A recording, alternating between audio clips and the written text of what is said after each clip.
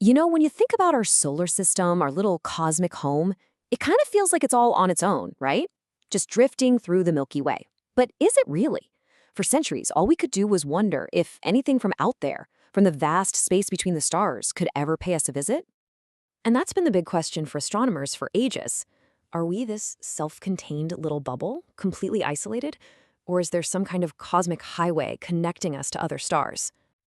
And for the longest time, a guess was really all it was. I mean, we had theories, we had some pretty cool models, but we had absolutely zero proof that anything could actually cross that immense, empty void and pop into our neighborhood. But that all changed back in 2017. All of a sudden, the theoretical became very, very real. Something from the deep dark showed up, and let me tell you, it was unlike anything we had ever seen before. This first visitor didn't just add a new chapter to the textbooks. It completely rewrote the book on our place in the galaxy. It basically kicked off a brand new field of astronomy, almost overnight. And they gave it the perfect name, Oumuamua. It was spotted by a telescope in Hawaii, and the name literally means a messenger from afar arriving first. How beautiful is that?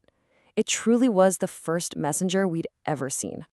Okay, so how did we know for sure it wasn't from around here? Well, it all comes down to its speed and its path, what astronomers call orbital eccentricity. So think of it like this. Anything that belongs in our solar system is gravitationally on a leash to our sun. Its eccentricity is less than 1. But this object, its eccentricity was 1.2. That number was the smoking gun. It proved it was moving way too fast to be captured. It was a tourist, just passing through. Proving it came from another star system? Well, that turned out to be the easy part. Figuring out what it actually was? Yeah, that's where the real mystery begins. Oumuamua didn't just break the rules. It was like it was playing a completely different game.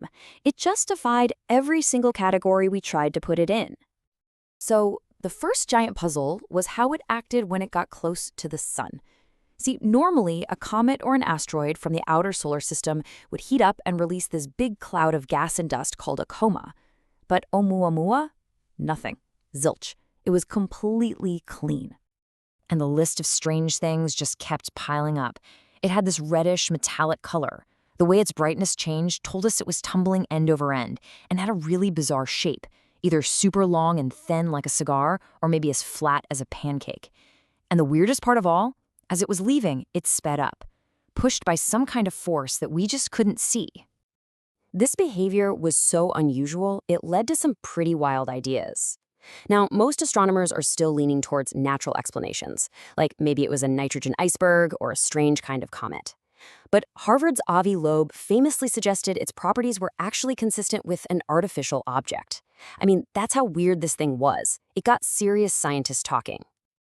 So just as the debate over Oumuamua was really heating up, a second visitor arrived, and this one gave us a crucial piece of the puzzle by being, well, completely normal.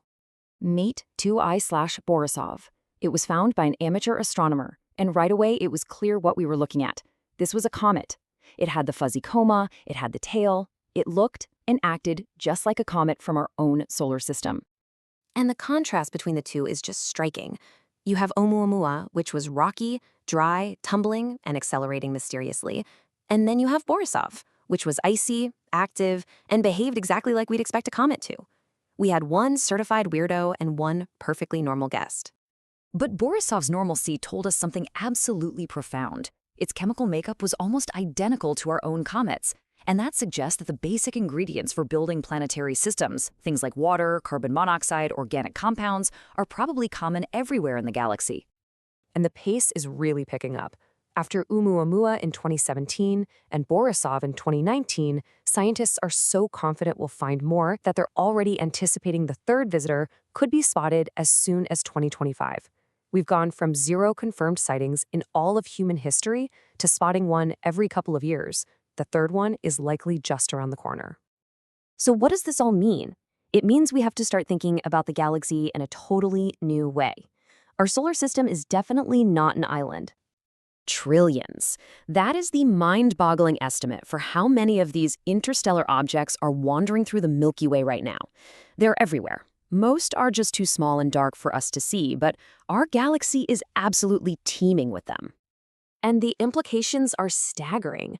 The galaxy is like a single connected ecosystem where star systems are constantly swapping material.